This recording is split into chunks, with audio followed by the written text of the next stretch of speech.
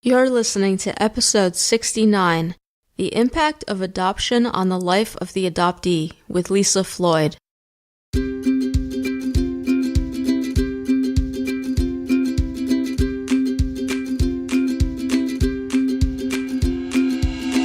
Welcome to the Grass Gets Greener podcast, the show for survivors by survivors. I'm your host, Melissa Wilson, a bullying survivor and anti-bullying advocate. And each week you'll hear from a survivor who has overcome a traumatic experience to go on to not only survive, but thrive, so that you can too, starting now.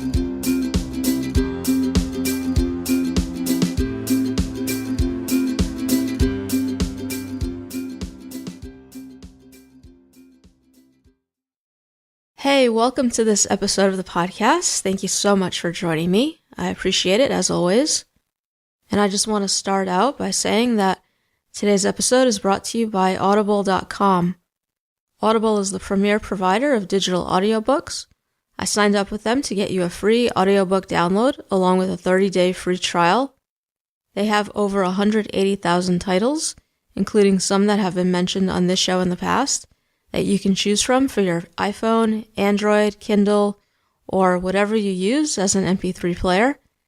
So if this is something that interests you and you want to check it out, all you have to do is go to thegrassgetsgreener.com/audible, and you can go ahead and get your free audio download along with that 30-day free trial. So today we're going to be joined by Lisa Floyd, who is going to talk with us about how she's had to deal with the trauma of being adopted. And she's also an advocate and supporter of other fellow adoptees. I think you're going to find this to be a pretty eye-opening episode. I mean, when I first got connected with Lisa and I was doing a little research on her story and I was listening to a previous interview that she had done, I was really quite shocked by how adoption can be traumatic, and especially when we're talking about someone who was adopted as a baby. You know, you might think that in that situation, they don't have really any memory of it, and if they've grown up with adoptive parents who are very caring and supportive and loving, that everything should be fine, right? Except that is not the case. And so that's what we're going to talk about here today, and shed some light on this topic of how being adopted can be traumatic for those of us who had no idea, really. It really breaks my heart to hear stories of people who have been hurt or are suffering in some capacity because of something that happened to them that was completely out of their control. And that's why I love to bring these people on the show to share their stories and to give them that platform, because that's one of the things that I'm most passionate about. And that comes from my background and what I've been through, and feeling like I had no control. And it sucks. It sucks when that happens. And it's not fair.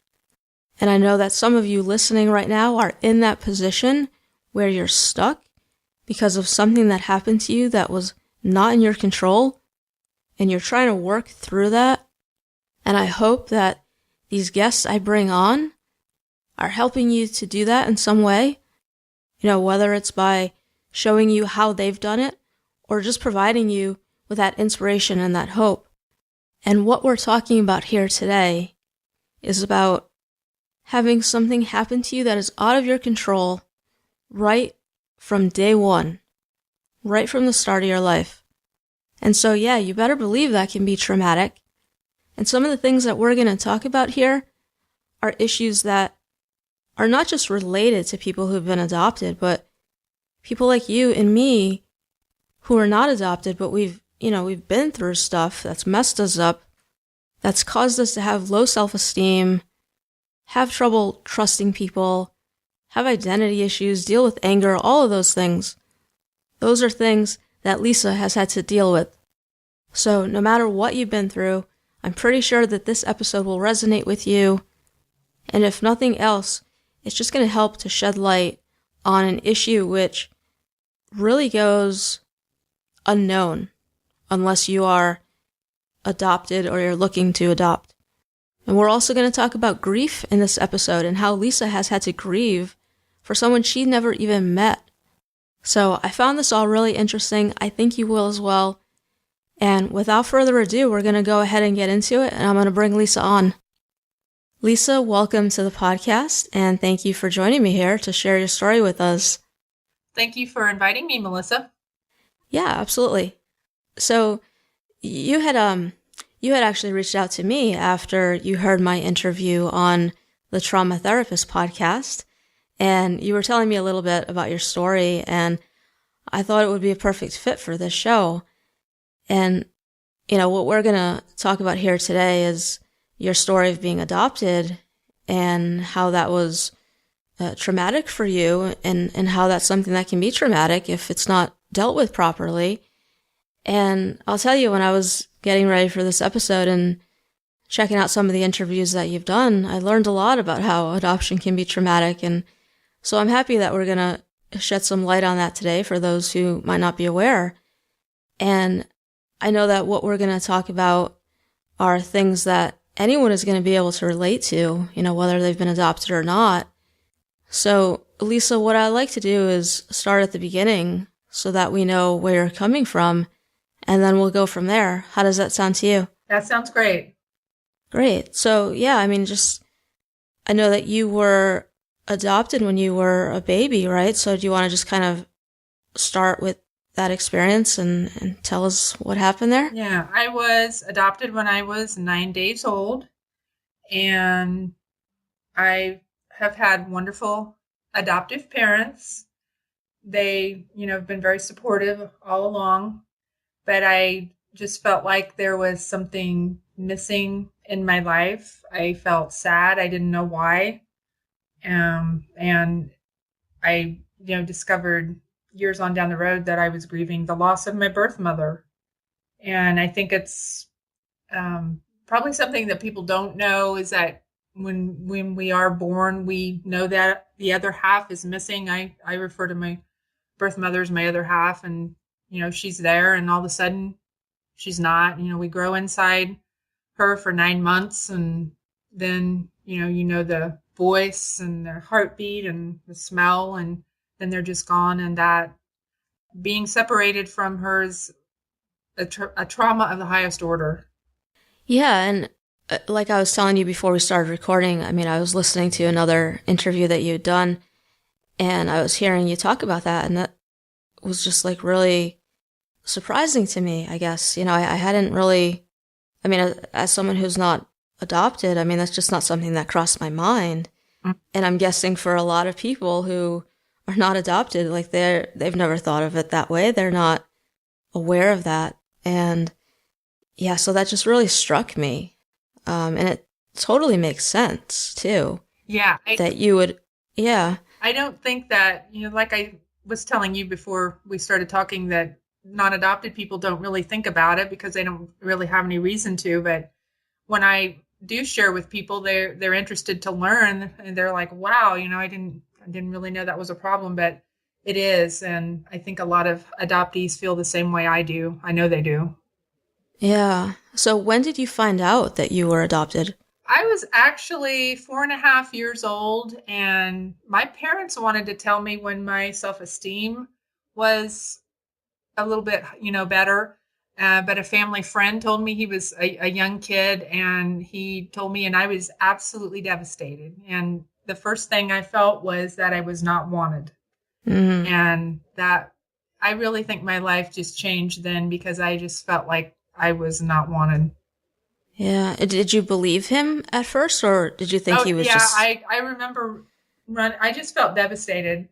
And I just remember going and asking my parents, and they said, yeah, it was true. And I just, like I said, I just was shocked and devastated. Yeah. And I don't know, do you have like any memories up until that point of how things were for you? Like, I think I was happy-go-lucky before then. Mm-hmm.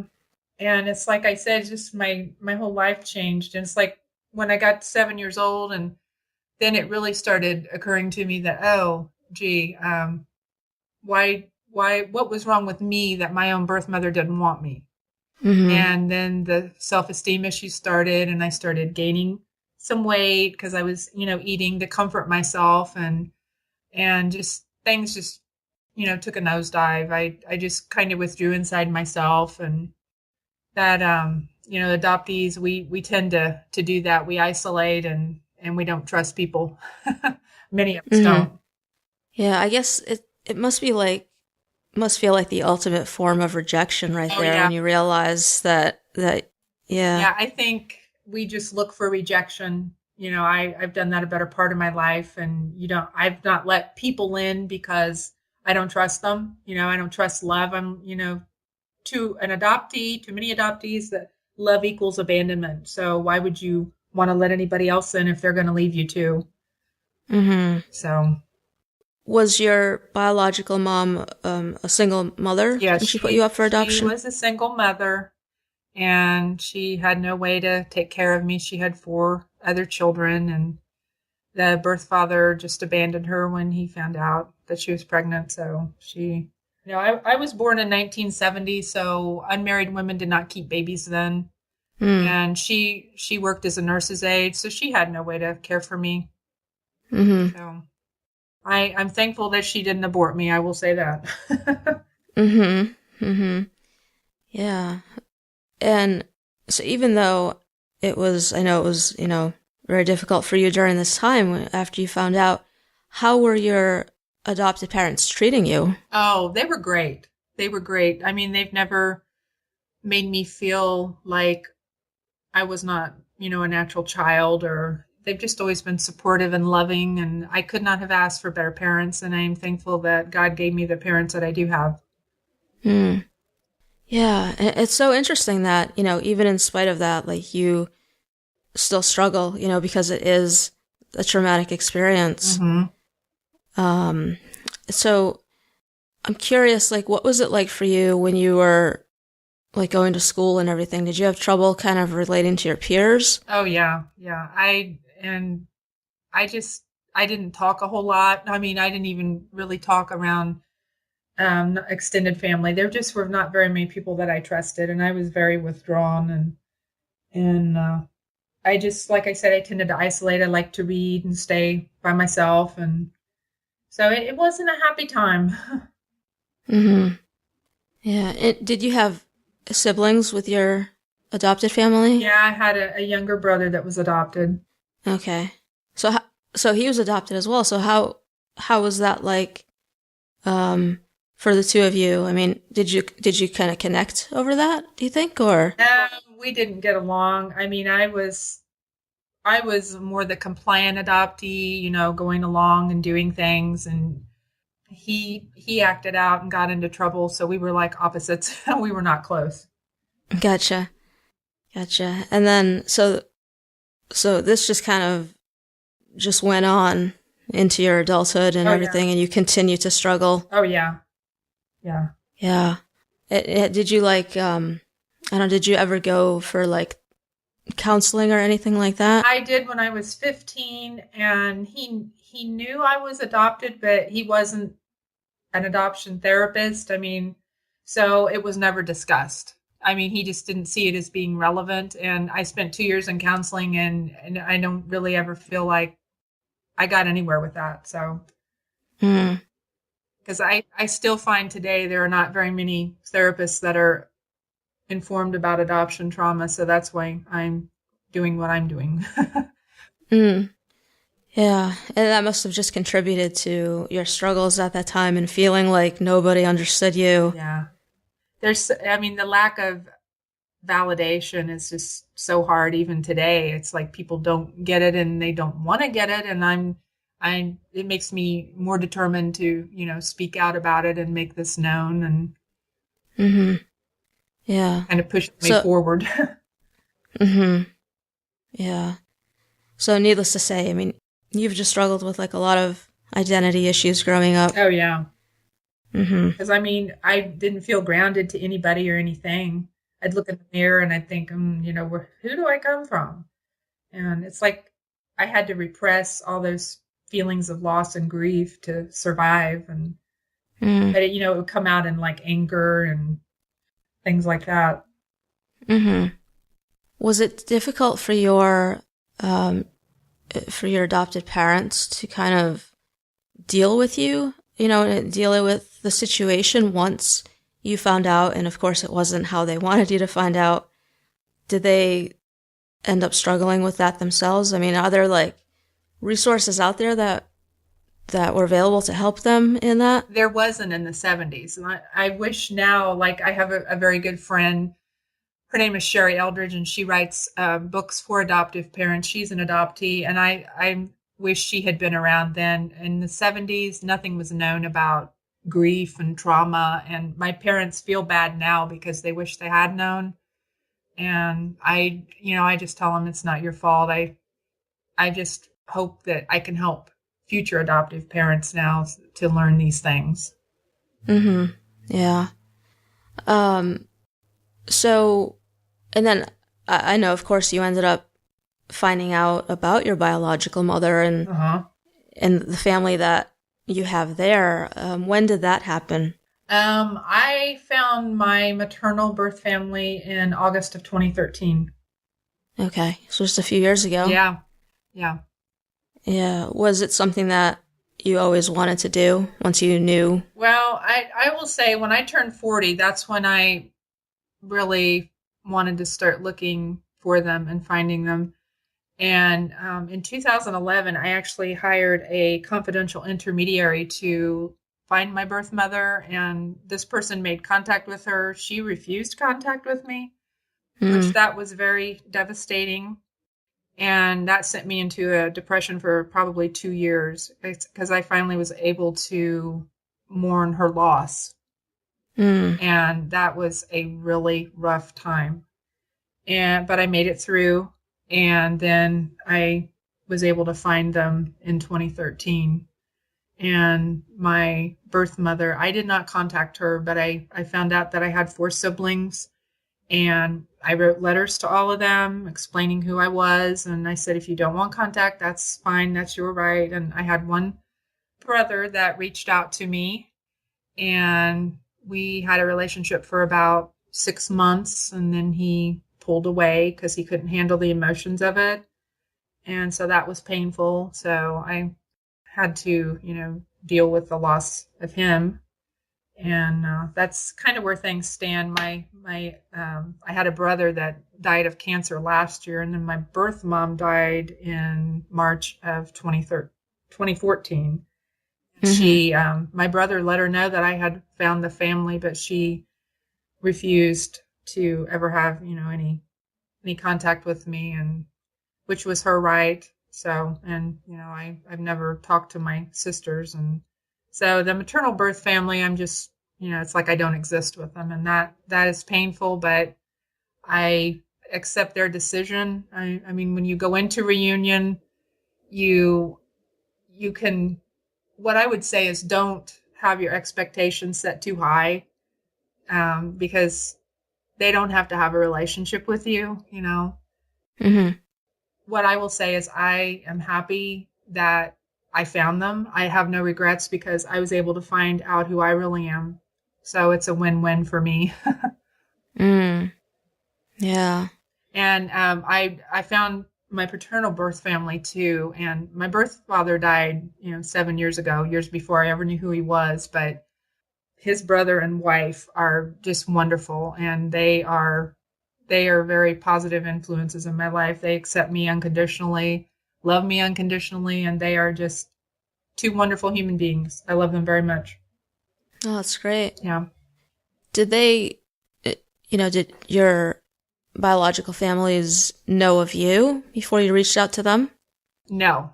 My siblings, they knew, or they thought she was pregnant, but they weren't sure.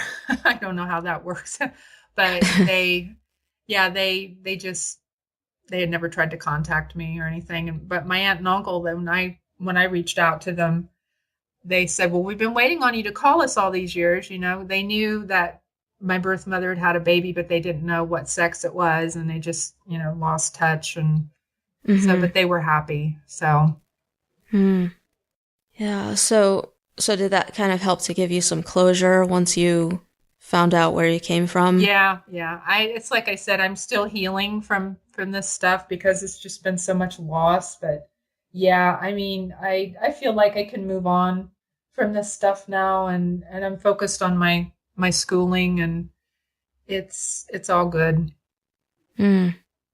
Um, so you said it was just a few years ago that this happened, Hmm. that you found them and reached out to them. So up until that point, was was life just very much, just a struggle for you and just dealing with all of those effects that you mentioned? Yeah, yeah. It's like all that stuff was repressed. I just had a general feeling of sadness. I didn't know what it was, and I never felt like I fit in anywhere. And I didn't trust people. I didn't know why any of this stuff was, but it just turns out it was all because of adoption trauma. Hmm. When did you start to research that topic and get involved in that area and just start to understand all of this? I think probably I read a wonderful book called The Primal Wound by Nancy Verrier. That when I read that book, I was like, wow, because she's an adoptive mom and she's also a counselor, and it just talked about what she calls the primal wound of being ripped away from your birth mother and all the problems that can come from that. And it was like, oh my gosh, that's me. And it described me to a T. And I'm like, oh my gosh, I'm not crazy. Oh, so that was like the first time that you had that validation. Yeah, I didn't know what it was. I just was like, what's the matter with me? Why can't I love people? And it just opened up a whole new world to me. And then I think connecting with many other adoptees on Facebook, it's like it gave me the validation that I needed. And it's been wonderful. Hmm. Because I did not feel so alone in the process. And it was just like, oh my gosh, somebody else understands where I'm Mm-hmm. coming from. And that was like a lifeline for me. Yeah, I mean, that's such an important part for, anyone who's going through something and they're feeling alone, Hmm. to be able to find other people who get you and, Hmm. just get into community with those people. That's so important. And that's tough. I mean, for you, like you went through that like all alone for such a long period of time. Hmm. I know my parents tried to get me to talk about things, but I didn't want to talk about it. I just shut down. Mm, They tried. I mean, to their benefit, they tried, but I just didn't want to talk about it. yeah. Yeah. Well, I mean, it's great that they were, trying to be there for you Oh, and yeah. be supportive of you. But yeah, I mean, so that must have, those first 40 years of your life pretty much must have felt like that was, that's just who you were. And then all of a sudden, right, you find out that what you've been going through is normal. I will say I felt real for the first time in my life when I discovered what all this, all that had been going on, and I just felt real. Uh-huh. Was there something in particular that happened that led you to go and seek out your birth family at that time, or? I think it was probably just kind of hitting, like a midlife crisis. I don't know, but it just I talked about it for a while with one of my adoptee friends, and she's said, well, do it when you're ready, and I have a confidential intermediary I can get you in contact with. And I sat on the fence with it for about 6 months, and then I decided, yeah, I think I'm ready, because I said I want to know who I am and where I came from. So Mm-hmm. that was a burning question. Yeah. Um, and so what's it been like for you these past few years? How have you kind of been different from how you were before you found your birth family? Oh my gosh, I've opened up so much more to the world. I mean, you ask anybody that knows me, it's like I've done like a 365-degree turn. I'm just so much more open now, and learning to trust people, let them in. And I will give all credit to God for that, because he's done a lot of healing in my life. and I still have healing I need to do, but I just feel so much stronger than I did before. And I think getting into school and pursuing my passion of being a trauma and attachment therapist has been, it's just done wonders for me. And it's my calling and my passion to help other adoptees heal from their issues of loss and grief and to kind of pay it forward. That's great. Do you find that you're still struggling with feelings of loss and grief at this point? Oh yeah. It hits me from time to time. Like 2 days ago was the second anniversary of my birth mother's death, which that can be a very hard day for me. Last year, I was sick in bed all day, so I just didn't know what to expect this year. So I had my friends and my pastor praying for me, and I was just fine that day. I did not have any problems, and so I felt like that was a big emotional hurdle to get past. So I just see that as a sign of how much healing I have done. Yeah. And I mean, that must be hard, Yeah. to always just feel like, I don't know, just you have something to grieve over. And it's such a loss. Yeah, I don't think people understand, how do you miss someone that you never met? Well, I was intimately connected with her for 9 months, and it is just a huge loss and a huge void. And I wish I could have met her just one time, but that was her choice not to do that. And, I'm sorry that she didn't find healing and went to her grave unhealed. So that's sad. Yeah. Do you still deal with like feelings of anger as well? Oh yeah. Yeah. I can get pretty angry when I think about, like, I love my aunt and uncle so much, and I get angry that I missed out on so many years with them because of my birth mother's selfishness. And I just have to, deal with, like, enjoy the time I have with them now, because I mean, they're in their 80s. So my birth mother was 39 years old when she had me. And my siblings were all like in high school when I was born. So they're a lot older than me. So. Gotcha. Yeah.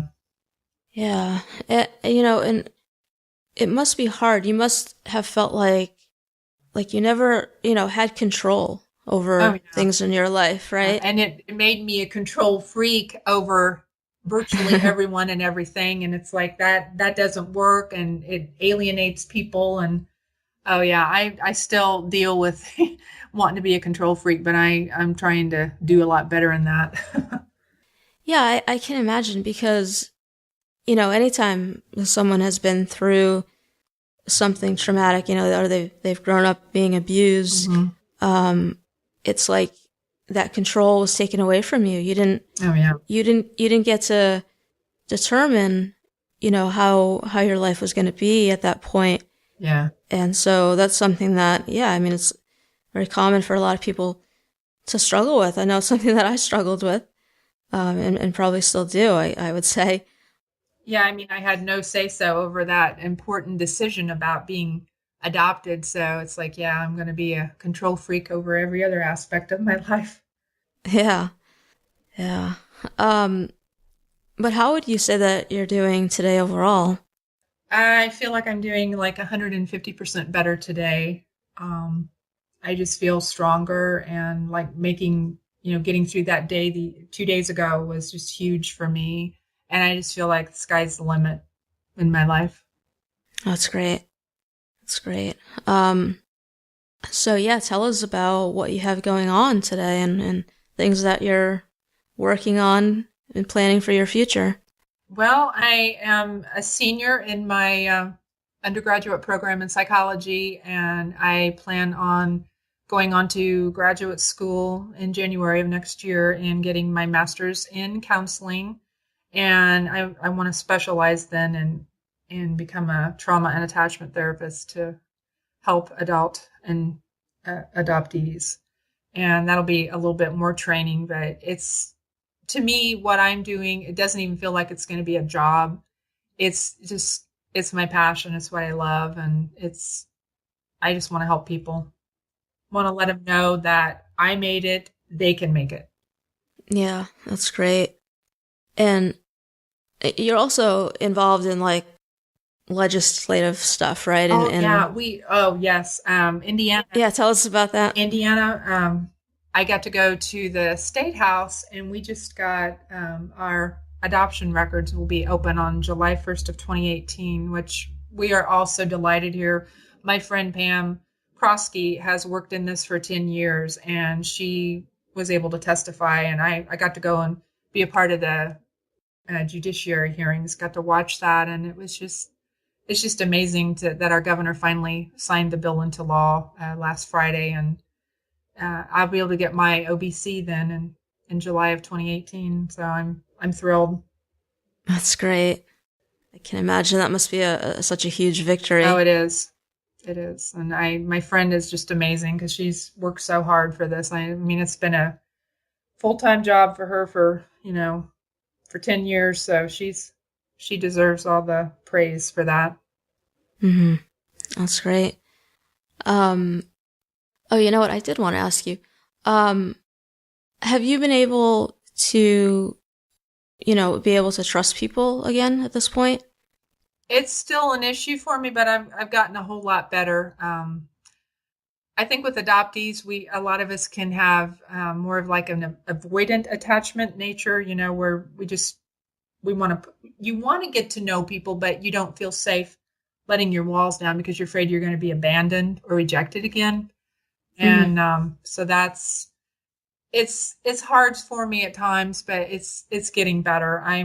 I have some really good friends that I feel like I can open up to, and if I'm a lot closer with my parents now. I think everything we've been through together has only made us closer, and they've just been so supportive of me finding my birth families, which a lot of adoptive families are not.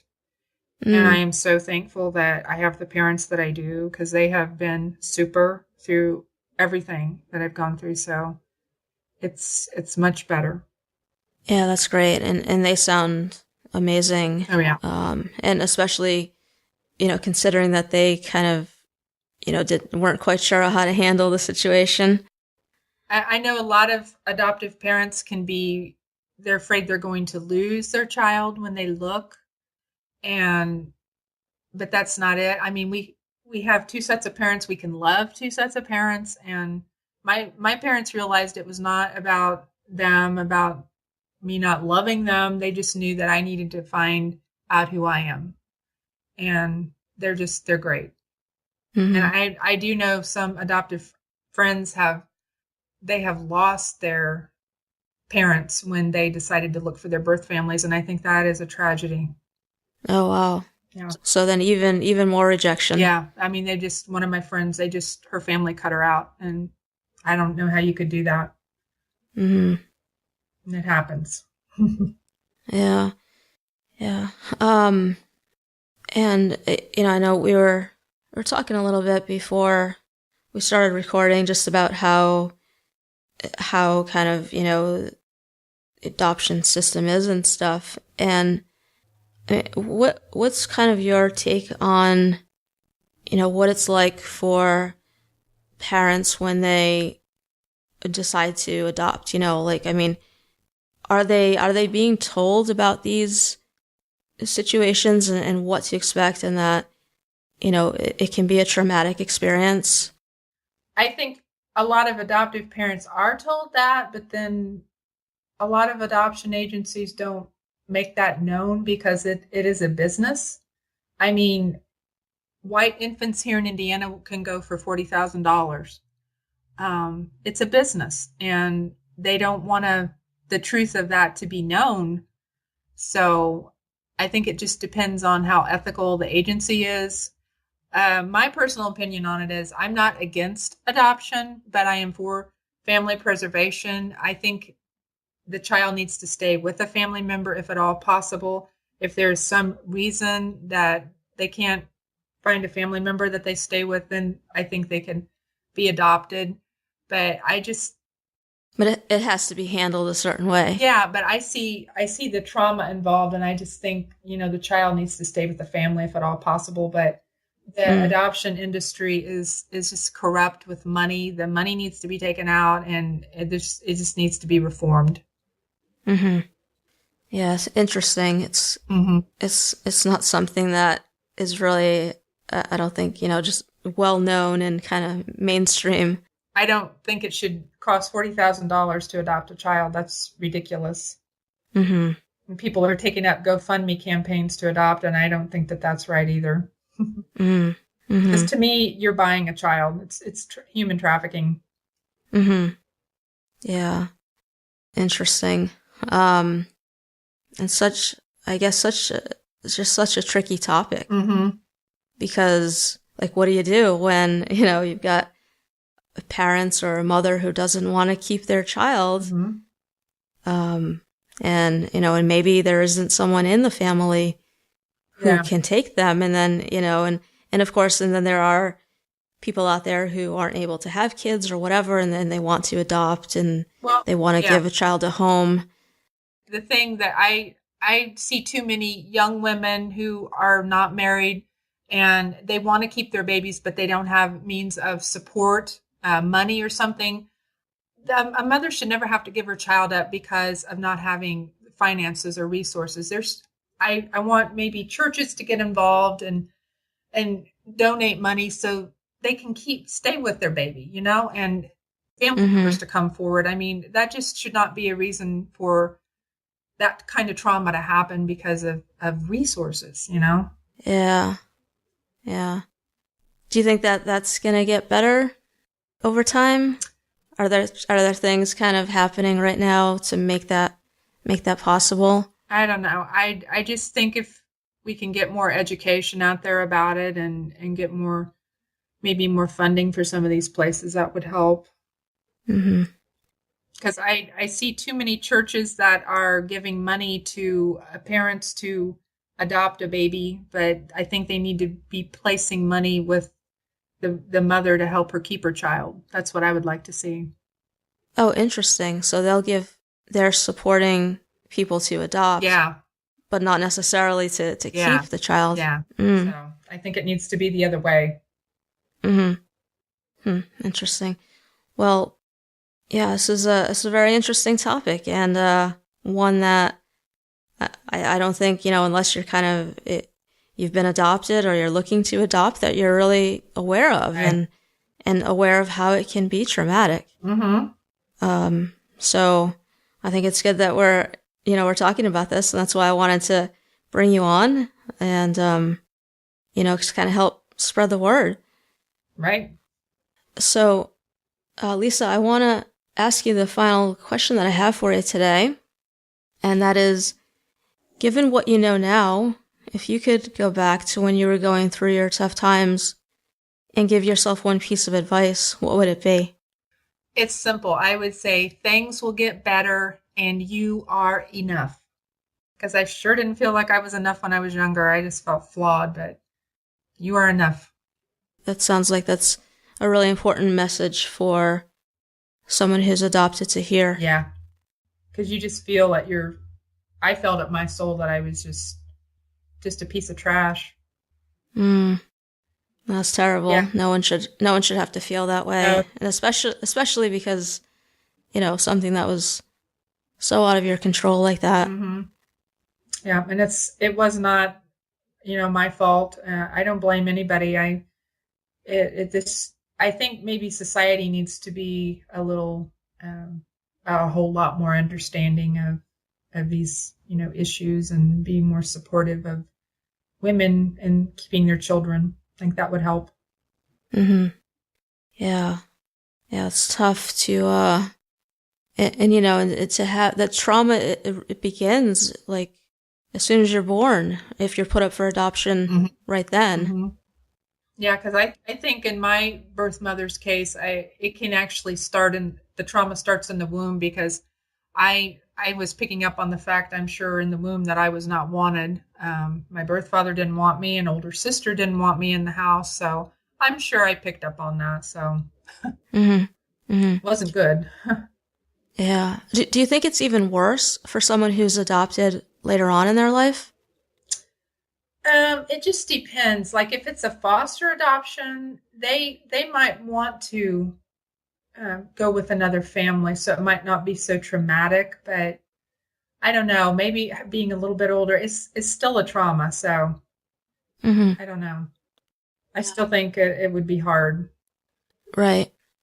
All right. And Lisa, before I let you go today, how can people connect with you or find out more about what's going on and when it comes to the field of adoption? Okay. I'll just share my email address. It is Lisa, F as in Frank, the number 2 _1999 @yahoo.com. And I also have a Facebook page. It's Lisa Floyd, Floyd. Great. I'll have that linked up on your show notes page. Okay. And yeah, I just want to thank you again for joining me here today and talking about this important topic, which is often overlooked. Yeah. And hopefully, it's been helpful to those listening, whether they're dealing with adoption in some way or not. And yeah, I'm just and I think it's great the work that you're doing to try to help others like yourself and to just raise more awareness for this issue. And hopefully that things will improve going forward. Yeah. Well, thanks for letting me speak about this topic and maybe educate people who didn't have any clue about this, about adoption trauma. So I hope to also write a book one day about trauma and its effects on people and how they can overcome that. That's my goal. Sounds good. It kind of reminds me of like just how I've talked to past guests about how our society doesn't understand just trauma in general very well and mental health issues. And, right. There's so much room for improvement there. And this is obviously just another avenue in that needs to be looked at and addressed. So hopefully, with all the work that everybody's doing today when it comes to the trauma field, that we'll make a dent and start seeing some changes. Yeah, I'm excited. Just all the different, Peter Levine and different people. It's really interesting to be in the field now, see where it goes. Yeah, definitely. All right. Well, I hope that you have a great rest of your day. Yeah, you too.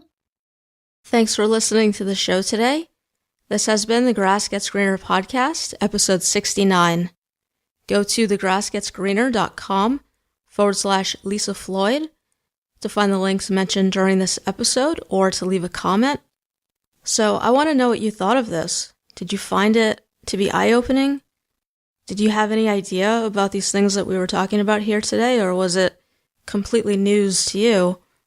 The one thing that is most shocking to me is how traumatic it can be to be adopted as a baby, because you've spent 9 months inside your mother's womb and you've come to, I guess, develop some innate senses about who this person is that's carrying you. And then all of a sudden, as soon as you're born, you get taken away from them and you never have that contact with them again. I mean, I found that really interesting and something I had no clue about, something I never thought about. But it definitely makes sense how that could be. But I'd love to hear from you. What are your thoughts on all of this? What was most shocking to you or most surprising to you? Let us know. Leave us a comment over on the show notes page. I'm sure Lisa would love to hear about it as well. And if you're someone who's been adopted and you're dealing with these issues, feel free to reach out to Lisa and know that she would be happy to help you in any way that she can and get you connected to others who can help you as well. And we're going to continue this conversation next week when I'm going to have Sherry Eldridge on the show, who we mentioned during this episode. And she's going to share with us her story and her experience of having been adopted as a baby. And in her case, she actually got to meet her birth mother. So definitely some similarities, but also some differences as well in that story. And Sherry has actually written a very popular book on the topic and is considered to be an expert in the field. So if this topic interests you and if you want to learn more about it, be sure to come back for next week's episode. And I just want to remind you, you can go to thegrassgetsgreener.com/audible if you want to get your free audiobook download along with that 30-day free trial. And of course, don't forget to head over to iTunes or Stitcher to leave the show a rating and review so that we can reach as many survivors as possible. And as always, have hope.